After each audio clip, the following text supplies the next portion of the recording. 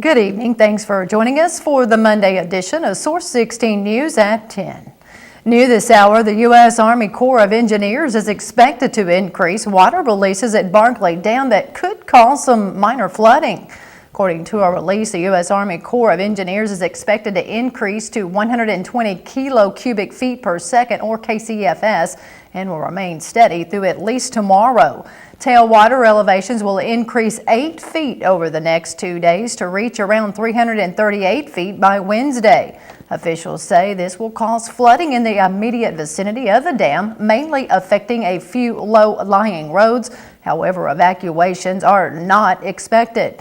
These releases are not as high as May 2010, when over 300 KCFS was reached and tailwater elevations quickly topped 350 feet. Again, officials say this is not going to be the same magnitude as the major flood event of last year. The cities of Smithland and Livingston County, Eddyville and Lyon County, and Benton and Marshall County could be affected by the releases. The jury trial in the July 23, 2009 beating death of a Hopkinsville man has been rescheduled after one of 6 males charged in the murder case recanted his testimony.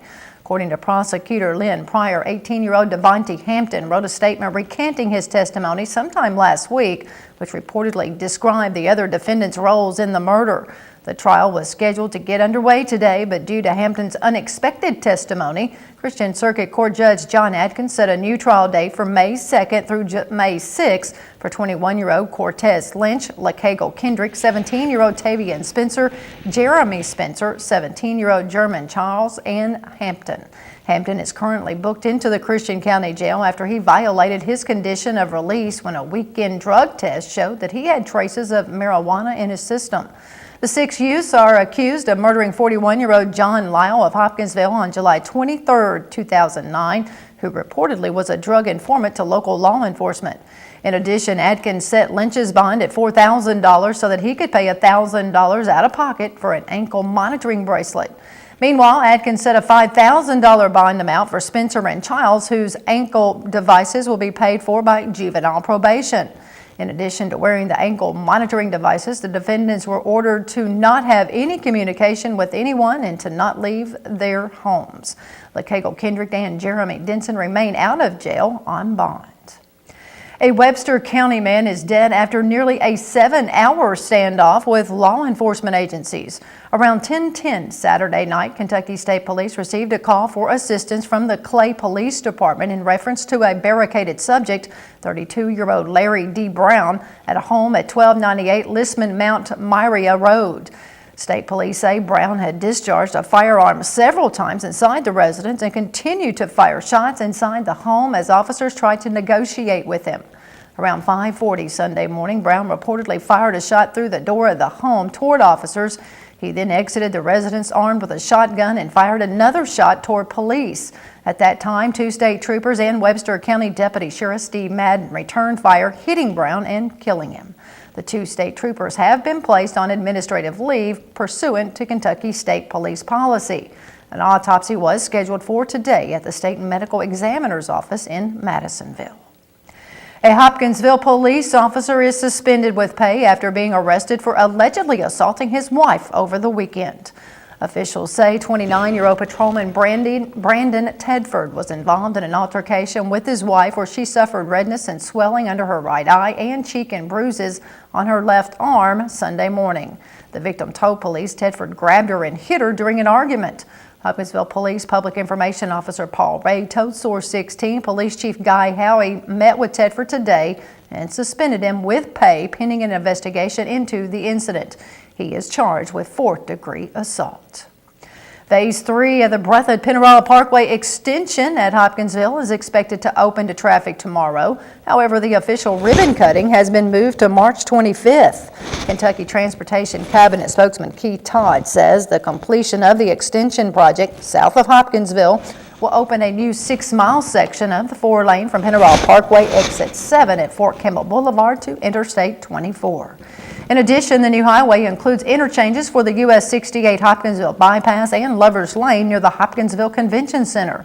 Landscaping and other work is likely to continue throughout the summer along the new section. Again, the official ribbon cutting was scheduled for tomorrow, but was rescheduled to March 25th due to a large number of residents being out of town for a special trip in support of Fort Campbell. A Hopkinsville woman parked her car in an odd place at the New Wave Communications office on Marie Drive this morning. Instead of parking outside the business, she parked inside the building. 33-year-old Harley Verdon told Hopkinsville police that she accidentally stepped on the accelerator of her Buick Regal while trying to park. She says she then panicked and pressed harder on the accelerator, causing the vehicle to continue driving forward, causing it to jump the curve and run through New Wave's large glass window.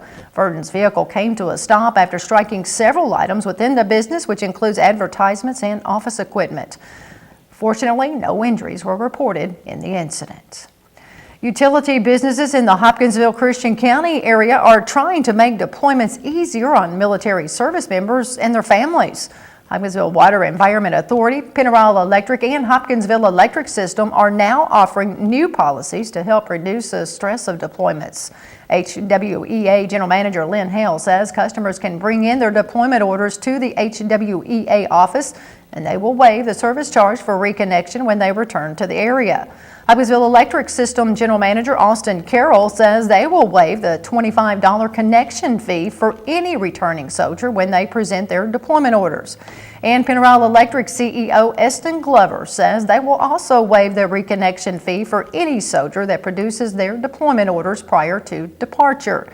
These companies hope these changes will be easier and less expensive to obtain utility service each time they return from deployment. A Hopkinsville woman is behind bars after allegedly stabbing a man over the weekend. 54-year-old Benjamin Bell of Hopkinsville arrived at the Hopkinsville Police Department with 3 stab wounds early Sunday morning. Bell told police that he was at Pennyrile Apartments with 28-year-old Jennifer Burse when they got into an argument and he asked her to leave. Bell says she refused, got agitated, grabbed a knife, and stabbed him. Burse told police that she was at Pennyrile Apartments with Bell when he got mad at her for, quote, smoking the last of his dope, and grabbed her by the throat. She admitted to defending herself but does not know how Bell got stabbed. Burris was arrested and charged with second-degree assault and was served with a warrant for failure to pay. Bell was stabbed twice in the left forearm and once in the upper left shoulder. The Marshall County Sheriff's Department needs your help tonight. Deputies are looking for information regarding multiple thefts from a job site on North Main Street. Jamie Gibson reported a 16-foot black utility trailer was missing from his construction site on February 9th. About a week later, on a separate occasion, Gibson reported that 35 sets of 6-foot blue scaffolding, mud boards, and assorted amounts of screw legs were stolen from the job site. Surveillance cameras show a white crew cab Chevrolet truck pulling a trailer loaded with the scaffolding. Gibson is offering a reward for the recovery of the stolen property. If you have any information, contact the Marshall County Crime Stoppers at 527-COPS. A Hopkinsville woman was named the 2011 African American Woman of the Year over the weekend. The Hopkinsville Modernette Civic Club announced Diana Croney-Turney as the African American Woman of the Year at their 17th annual African American Heritage Breakfast Saturday morning. Some of Croney-Turner's accomplishments include being the first woman to serve as chair of the Hopkinsville Electric System Board of Directors, the first African American to win the Mrs. Western Kentucky State Fair pageant, and the first African American finance director for the Pennyrile Allied Community Services Incorporated. Hopkinsville native, educator, and certified life coach Dr. Pamela Cornell was this year's guest speaker. Cornell suggested tips to wake up and live a better life. Wake up and help somebody. Give back.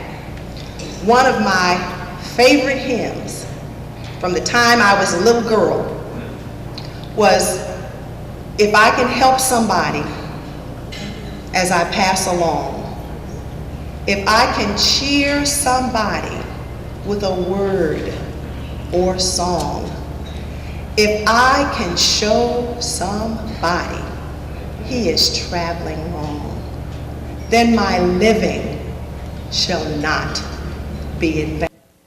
The Modernette Civic Club works to fulfill civic obligations in the community by supporting the arts, education, and other duties needed in the community. Here is a look at some upcoming chamber events brought to you by the Hopkinsville Christian County Community Vision Plan. There will be a ribbon cutting ceremony at the Scrub Store LLC at 2813 Fort Campbell Boulevard tomorrow morning at 11 o'clock to celebrate the grand opening. The Chamber of Commerce invites you to attend the Lunch and Learn series on Tuesday, March 8th from 11:30 a.m. to 1 o'clock at the Holiday Inn at 2910 Fort Campbell Boulevard for the Time Management Seminar. For more information or to RSVP, visit hopkinsvillechamber.com. And the Home Builders Association of Hopkinsville Home Show featuring the Home, Farm, and Garden Expo will be held Friday from noon until 8 p.m. and Saturday from 9 until 6 p.m. at the James E. Bruce Convention Center. These chamber events are brought to you by the Hopkinsville Christian County Vision Plan. And taking a look at Tuesday's Mega Millions jackpot, it's up to $88 million, and Wednesday's Powerball jackpot is $20 million.